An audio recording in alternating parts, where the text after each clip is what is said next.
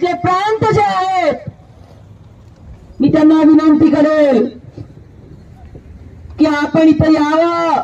आम्ही ऑफिसमध्ये येणार नाही, तुम्ही इथं आमच्या जनतेच्या समोर यावा आणि तुम्ही इथं जनतेशी चर्चा करावी.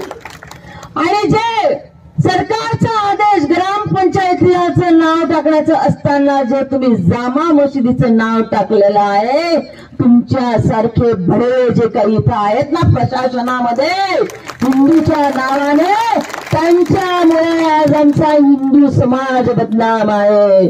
आणि त्यामुळे आम्हाला आजच्या आज सिटी सर्वे मधले नाव तुम्ही दुरुस्त करा.